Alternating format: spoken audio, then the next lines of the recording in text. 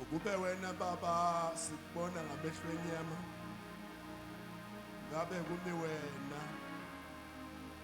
uyasi-addressa, kodwa ke baba ngokuhlakanipha kwakho ukwenzile lokhu ukuthi indaba yakho uyidlulise ngomuntu komunye umuntu.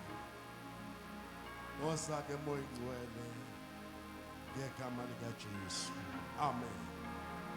Asishayele moya ingcwele izandla bazalwane.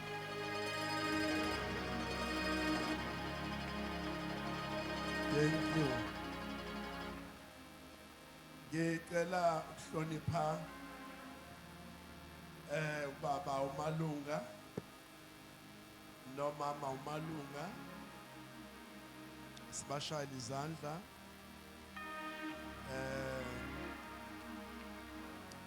I-executive yonke, ama-veterans khona nje engiwabonayo, ama-veterans ala ikhaya, bonke abantwana bakaNkulunkulu, ngiyanibingelela nonke bazalwane egameni lenkosi yethu uJesu, amen.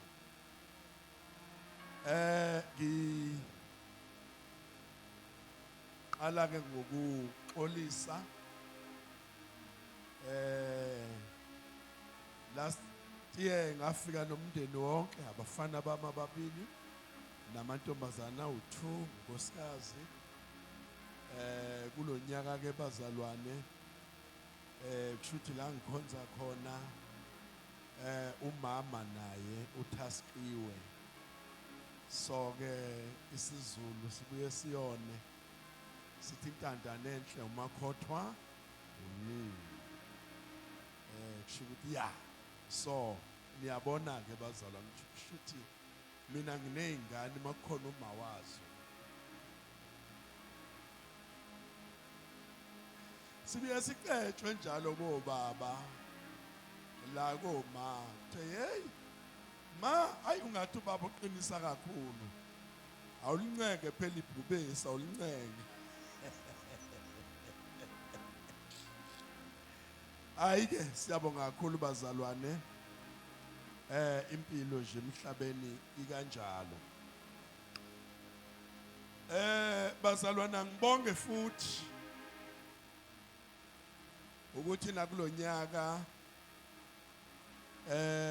baba umfundisi, senior pastor nama co-pastors ngalondlela enibizana ngayo, side ama co-pastors or ama co-workers whatever, ukuthi nakulonyaka niphinde ningethembe. Ayibonge inkosi. Ngasebenza ke nomkhulu, umkhulu kwakunganqini ukuthi intshumayelo ophakathi nayo aqala akusayinele ma kuwukuthi mhlasimba ubona ukuthi uyakusayinela uzobe senasukuma azoma la. Weli ke bazalwane bami ke siyambonga uNkulunkulu kakhulu ukuthi nisayibambile, kusenguyena lo Jesu akashintshi. Ayibonge inkosi. Siyabonga kakhulu bathandekayo. Ake sibuke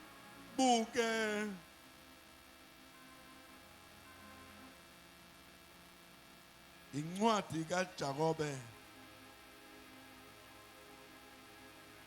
chapter 1 verse number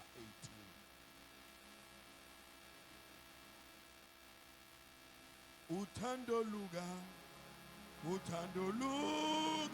baba lunjengolwandle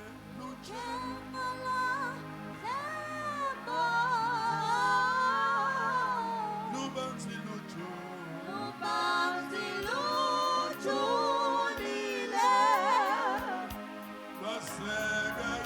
lwaseka yini bo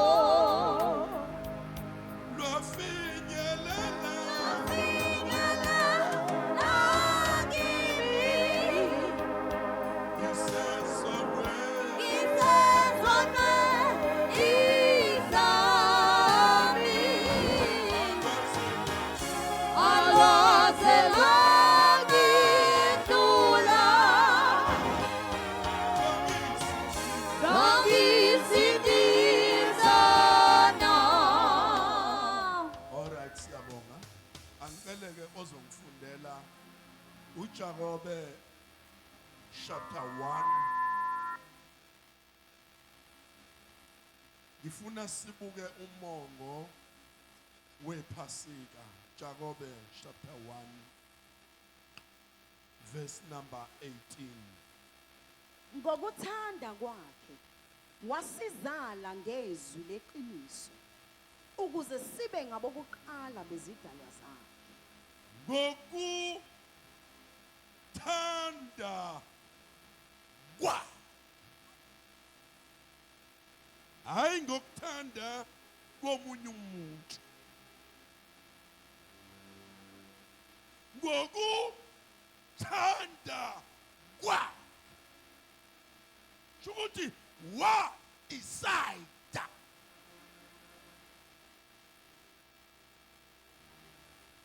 wa decide wa volunteer wanquma ngokuthanda kwakhe wasizala ngezwi ayilamanga leqiniso ngoba uthe yena mina Jesu ngindlela ngiqiniso ngokuphila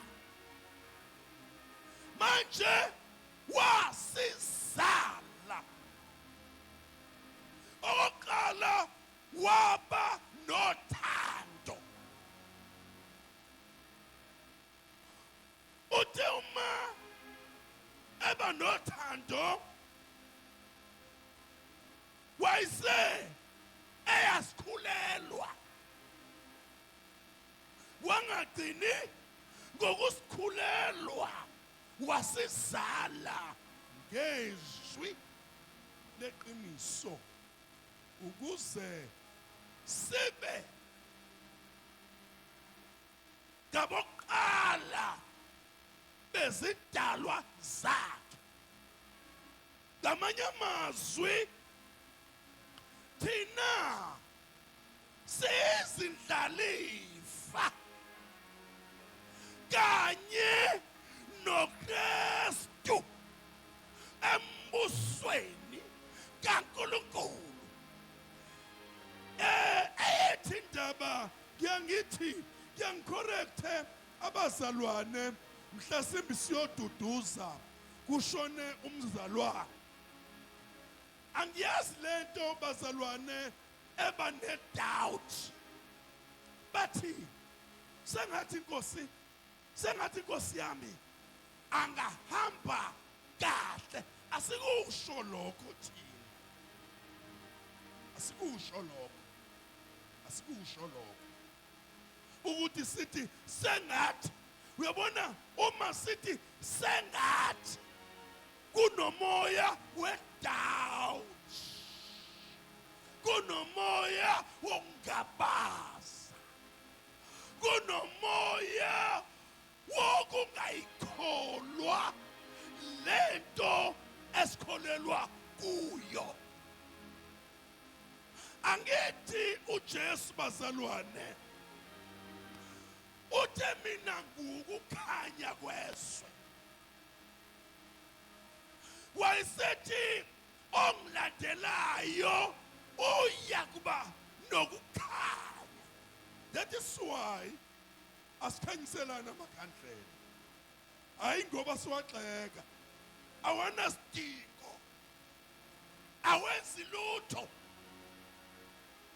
Ingakho noma siyoduduza la kukhanyise khona amakhandlela asiyeki izwi lenkosi sikhulume ngento engenzi lutho.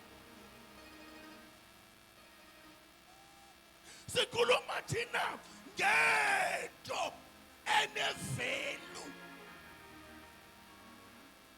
ukuthi ngokuthanda kwakhe wasizala ngezwi leqiniso ukuze sibe ngabokuqala bani bezidalwa zakhe. Ayibonga inkosi. Manje ke kumbuleke ukuthi ake bazalwane ke simbuke uJesu, silubuke uthando lwakhe, silubuke emkhakheni eyahlukene. Okwamanje silubona noma silibuka uthando lukaJesu, silibuka kulomkhakha wokusindiswa. Umkhakha wani bazalwane wokusindiswa. Ake sithathe umkhakha wesibili, umkhakha wokugula. Umkhakha andisikhuluma ngezinto ezisithintayo. Umkhakha wesibili, umkhakha wani wokugula. Sizobuka uMarku chapter 1. Mark chapter 1. Verse 40 no 41. Sibuka uthando lukaJesu. Kodwa manje silibuka naku manje kuyagula. uJesu uphilisa umuntu onoqhoko. Nalapho futhi uthando lukaJesu luyavela. Cela ungifundeleke. Wafika kuye onochuku, wamncenga eguqa ngamadolo, ethi kuye, uma uthanda ungangihlambulula. Yeah. uJesu wamhawukela, welula isandla, wamphatha, wathi kuye, ngiyathanda, hlambuluka. Right. Sesibuka manje uthando lukaJesu. Ususendile kumoya. Kodwa manje ukulesi sigaba athi umpostoli Pawuli ngobukhulu bezambulo ngabekwa iva enyameni. Athi ngathandaza, ngithandazela uthi ngathandaza kathathu.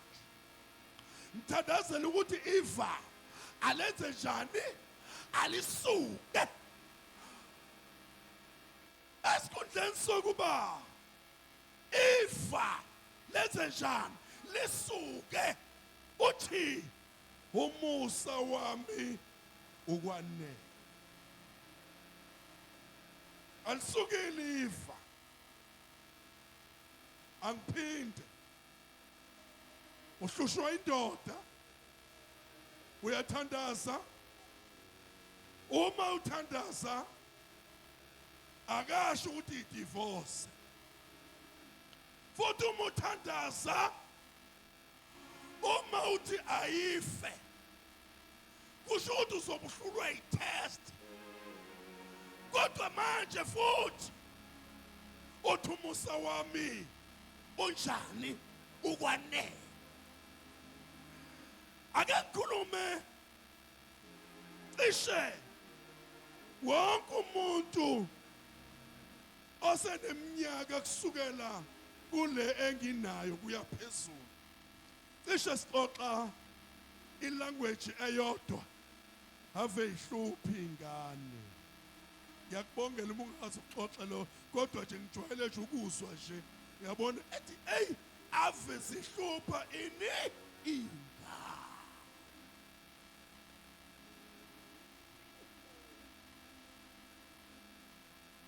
Kwafika kuye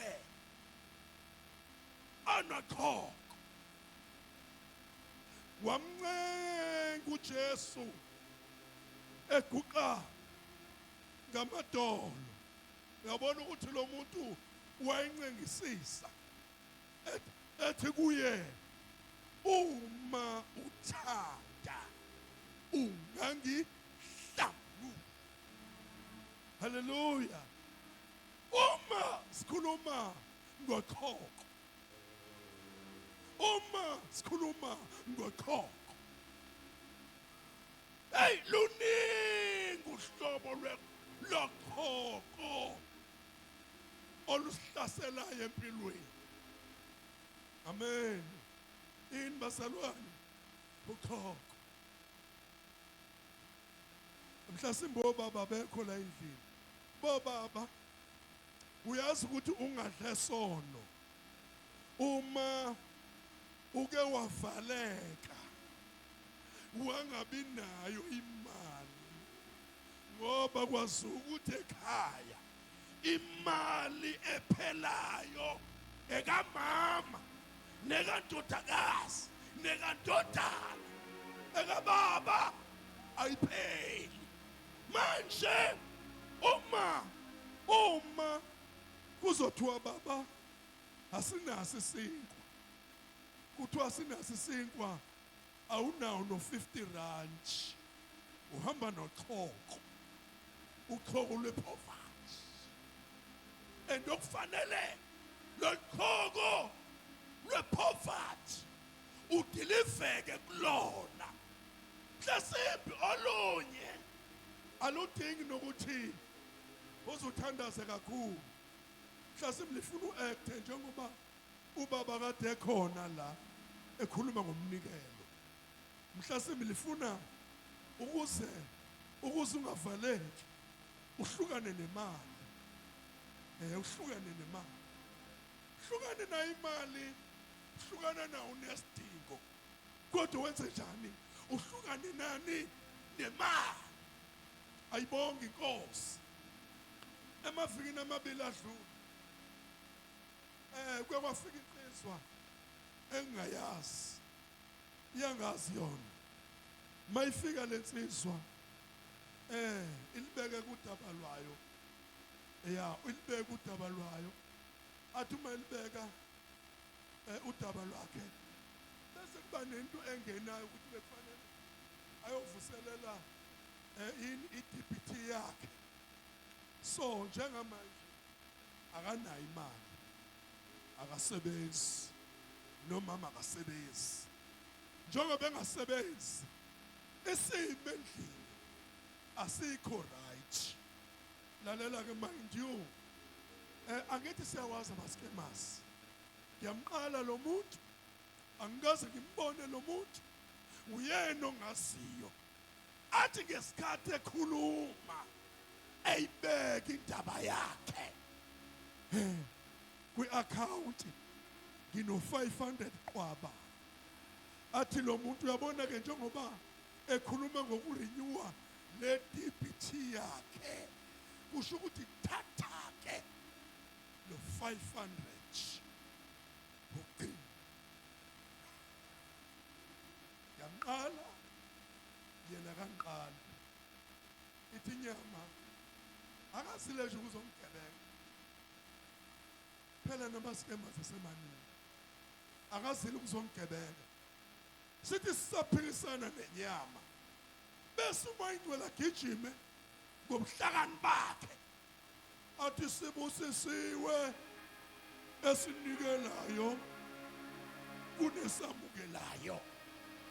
Athi uMayincwele makuwukuthi uzokutsotsa indaba yakhe, wena yenza okuqondene nawe, sibusisiwe esinikelayo kunesinjani, kunesamukelayo.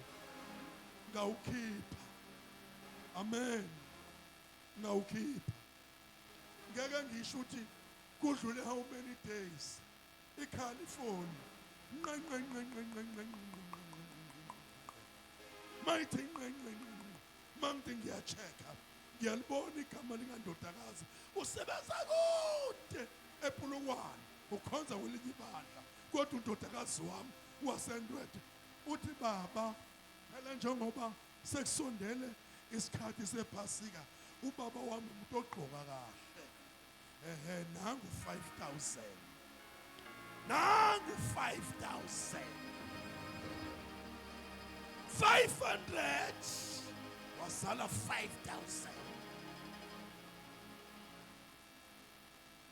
Wafika waguqa ngamadolo ethi kuye uma uthanda ungangihlambulula. Ayibonke inkosi yamakhosi, uma uthanda ungenze njani? Ungangihlambulula. Angithi siyazi ukuthi ngaleza ikhathi bekuthi uma umuntu ephethwe ukhoko bengahlaliswa nabanye abantu, behlala yedwa. Kodwa manje ngoba sibuka uthando lukaJesu, lithi uJesu wamhawukela, uJesu wamhawukela. Hey, sisenza ivuselelo bazalwane, ivuselelo esayiqoqa imphefumulo. Sahlabelela lithi ngiyakele Nkosi yami ngitholile, ya wamhawukela.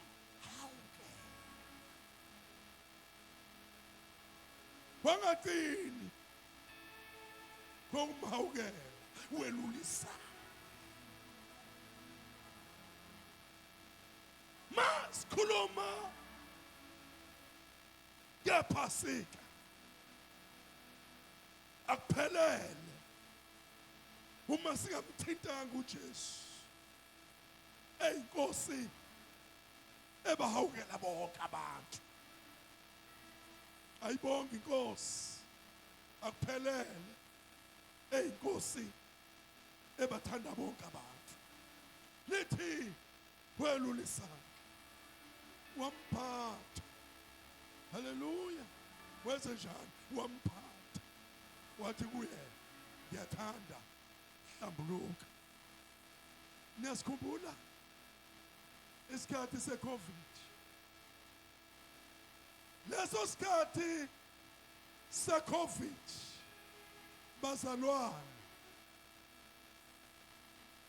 kwakuyisikhathi uSathane ayesenze ngamasbomu, ngoba wawuseba ngisho ukuxhawula umuntu.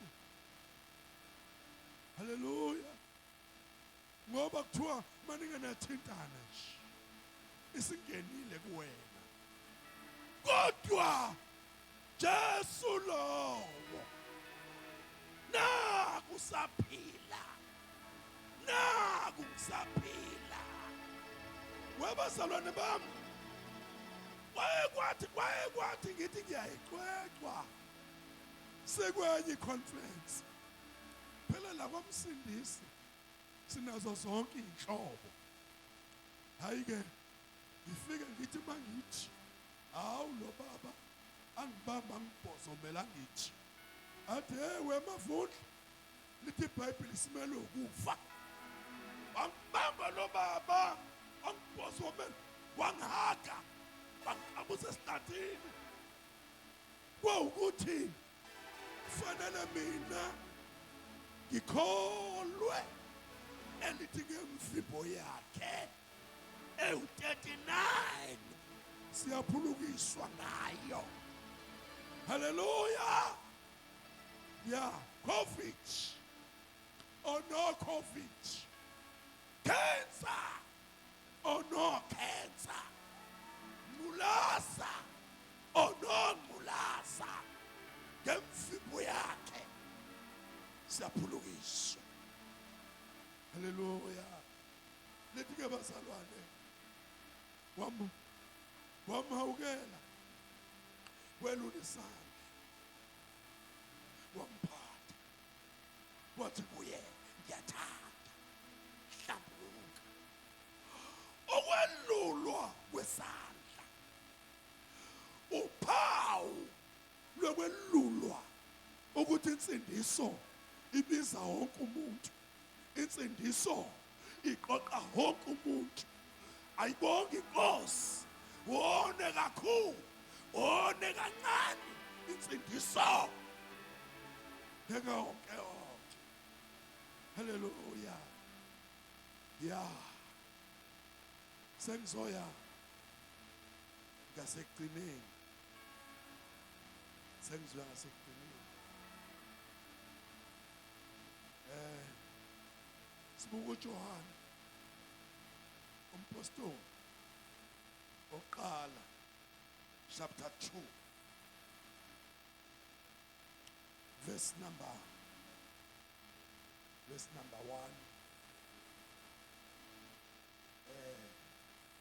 number 1 and number 2. First John chapter 2, 1 and 2. Fundela. Bantwana bami, nginilobele lokhu ukuba ningoni. Kepha uma umuntu ona, sinomeli kuyise, uJesu Kristu olungileyo. Yena uyinhlawulo ngezono zethu. Kungengezethu zodwa, kodwa nangezezwe lonke. Right. Bantwana bami, ngiyanilobela lokhu ukuba ningoni ngenxa ukuthi kwakubhala umuntu osemhlabeni owaziyo ukuthi yonke into enomuntu ayinawo 100%. Yonke into enomuntu inephutha. Bantwana bami, ngiyalobela ukuba ningoni. Kepha hayi madoda, sekushiwo kwathi ungoni, kodwa kunokepha. Uma umuntu ona, lalela-ke, akushiwo umuntu owona ngamasibomu. Amen. Hallelujah. Akushiwo umuntu owona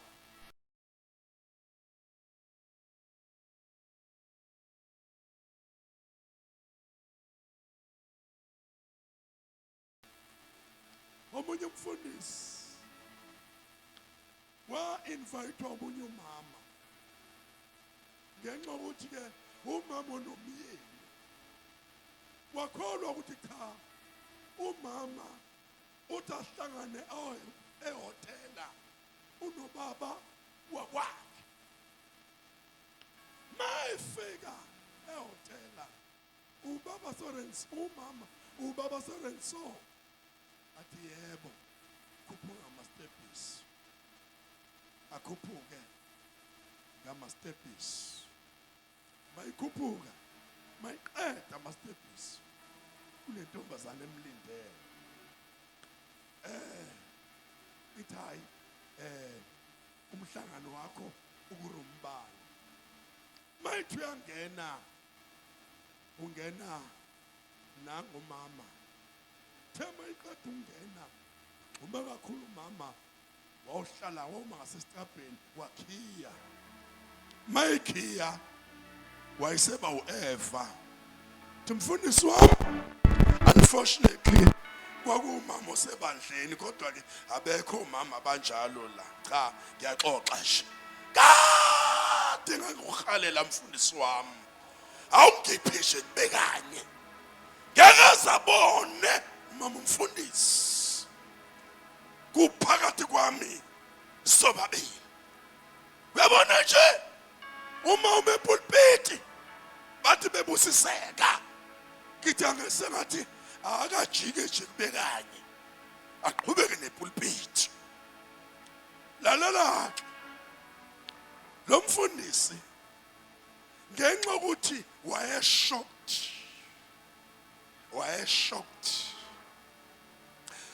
Kwangathi bamalunga uthobela umthetho, uthe mayethamba kwanomuntu othi ake ubuke la phezulu kwiroof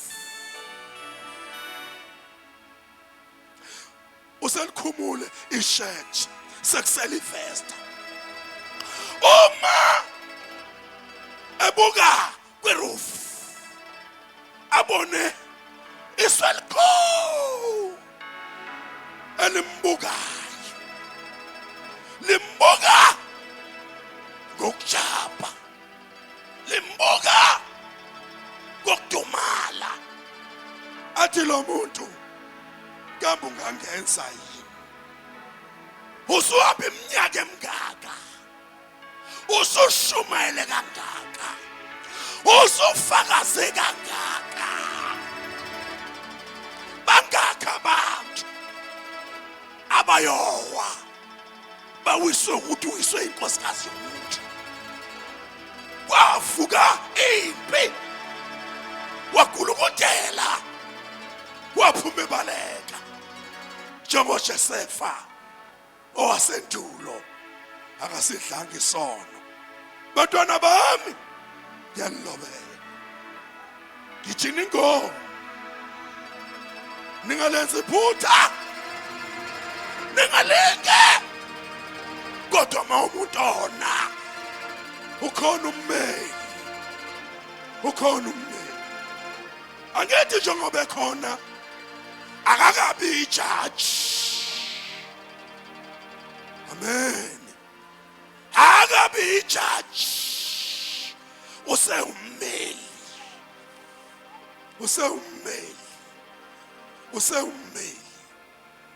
angithi indoda ehlakaniphile ogama layo linguSolomon shothi wayeseshayeka kakhulu uthi olungileyo angawasikhombisa aphinde senjani aphinde avuke kodwa futhi lelo verse alibadinga abantu abayingane alibadinga abantu abangakhulile ngoba uma ungahamba ngalo uyohlaluwa uphinde uvuke uphinde uwe uphinde uvuke ayibonke inkosi uthi bazalwane bami kepha uma umuntu ona sinommeli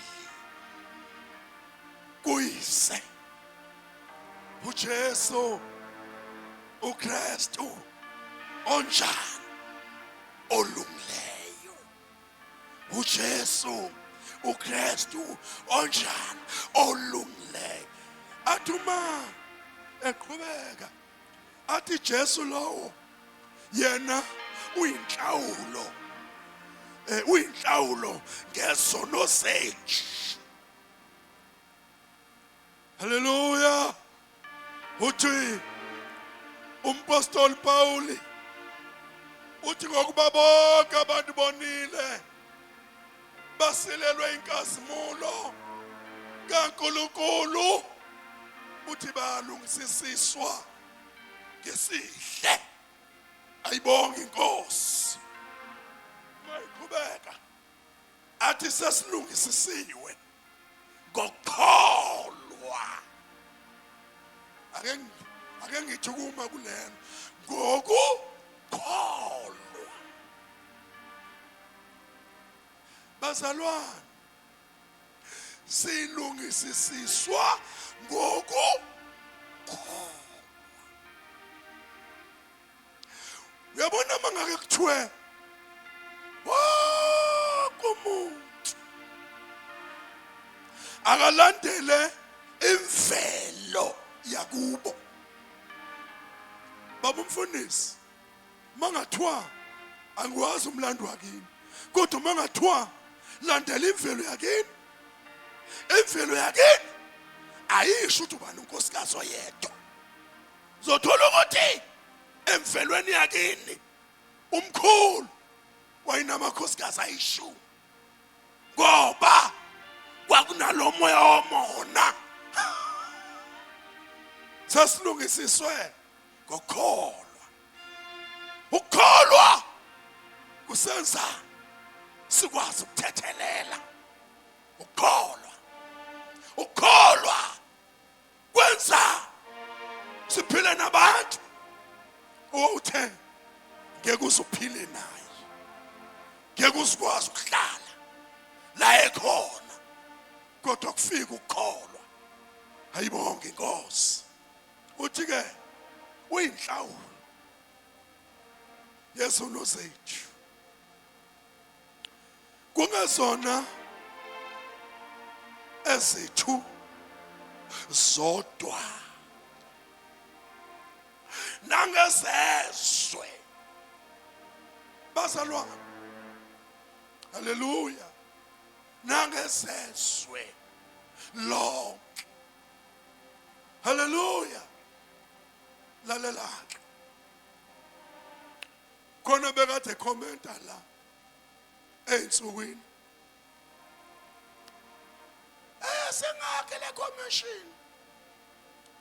Waphenywe kwaba ne commission ka Raymond Sonto yaphela lapha. Njengamanje kunemadlanga commission. Lalela. Noma behlakaniphile khona into abangenayo. Yabona uJesu mayifike kahle ukwenza ungebi. Ngisho mayifike kahle ukwenza ungebi. Mayifike kahle ukwenza ungakhwabanisi. Mayifike kahle ukwenza wenza izinto ngeqiniso. Uqala ube neqiniso kunembeza wakho. Bese ube neqiniso kumakhelwane. Ubona konakala kanje. Ingoba abantu abayifuni indlela neqiniso nokuphila okunguJesu. Kanti indlela neqiniso elinguJesu alihambi lodwa, lihamba noMoya Ingcwele. Haleluya. Cha webazalwane, ngisasho namanje. Ngisasho. Ngiyaphika mina, ngiyaphika. Manje ethi umuntu wonke amakhasela anamanga. Wonke amakhansela anamanga. Nakholwa. Ngiyaphika. Ngiyaphika. Ngenze kuthi ungene ebukhanselini ekholwa. Wafika ngaphakathi washintshwa izimo zakhona. Kodwa uma zingakushintshanga izimo, ngeke kuthi ngoba naku umkhulu emsebenzini uthi uma uzoqasha bese udasiqala esiphonjini ukuze siswe kahle indaba. Asiqale esiphonjini. Uma ngabe uyileti ubona ukuthi ubhuti lo ozofaka iCV uyamhalela bese utijikela ngale. Hayi, abajikela ngale abafika ngesiphambanweni. Nongiyaphika abafika ngesiphambanweni. Haleluya. Abafike esiphambanweni uthi umpostoli Paul ngokuba umusa kaKristu uJesu uyasifundisa ukuba sidele ukungakholwa. Ayibonge Inkosi. Lithi ke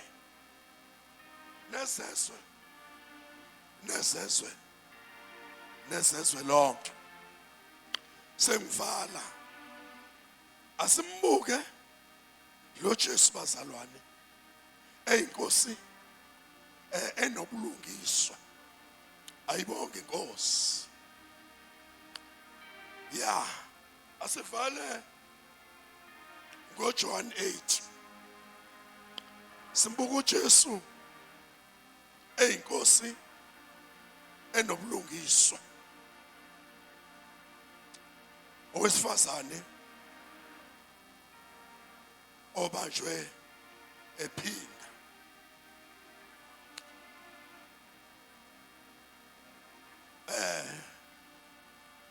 Ngicela ungifundele verse 1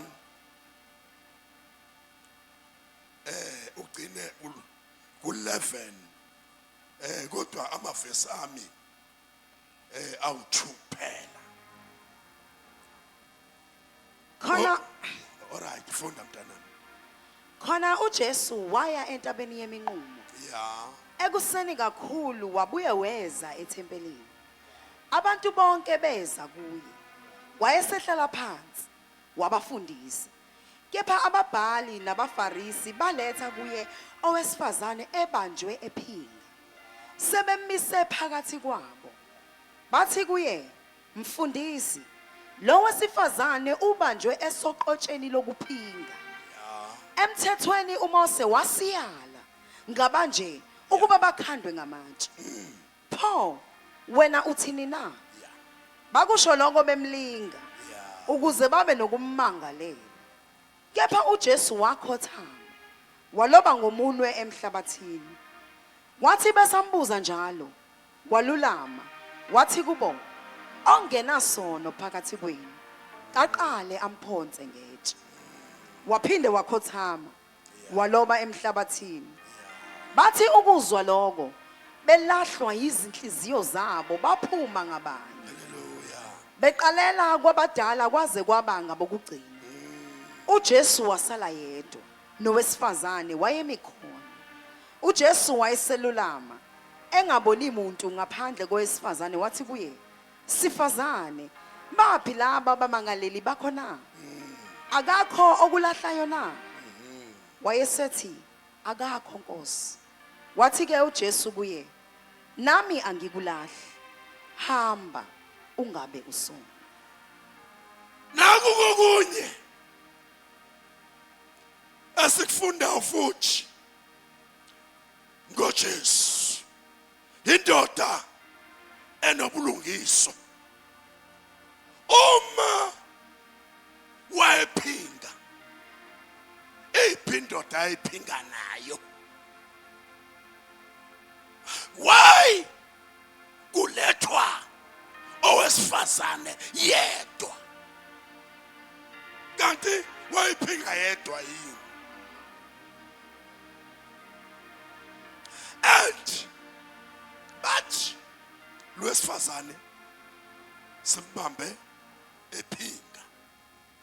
Bakhotha iconstitution. But uMose wasiyala ngabanje. Webazalwane noma lishelizwi lathi sibathobele abaphathi sibakhulekele, but ezinye izinto asingeni kuzo. Amen. Ngumfundisi oyi-marriage officer ngokomthetho wase-South Africa. Ngokomthetho wase-South Africa, uma ngingamsabi uNkulunkulu sengayishadisa inkukuni ngoba umthetho. Kodwa ngoba saba uNkulunkulu, ngoba ngisaba uNkulunkulu, mina ngiyakwaqala umshado owathi akuhle ukuba indoda ihlale yodwa sokumenzela umsisi onjengaye kwenziwe esifazane. Hallelujah. Wanje sindodeni kwenziwe negative no positive. Nana ke uyalethwa wesifazane bakhotha umthetho. Ngiyakuthanda ubuhlakani bukaJesu. Angithi baletha lwesifazane nje nabo banezaba isono, kodwa njengamanje bavela beyabantu abayingilosi, beyabantu aba-innocent, uthi uJesu uma ekhona phakathi kwenu ongenazo isono akaqala amkhandi lithi lenkosi belahlwa unembesa one by one bahamba wasala uJesu wasala nawo lesifazane uma ephakamisa amehlo uthola wesifazane uyedwa sifazane bapha bamangaleli bakho akekho yini ukulahla ngecala uthi wesifazane akekho thinami kangikulahla hamba ungabe usona uJesu mayikubisela kuye ukubizwa isona but uma usufike kuyena uthi hamba ungabe sona asibe izinyawo sithandaza oh wahlatshwa hey Golgotha hallelujah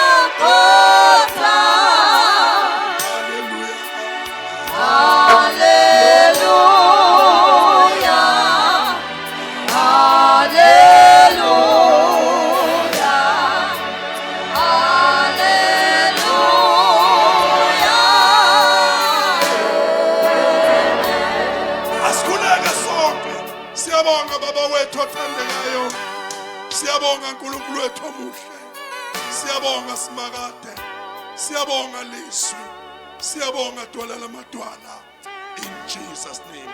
Baba umfundisi siyabonga. Glory to Jesus.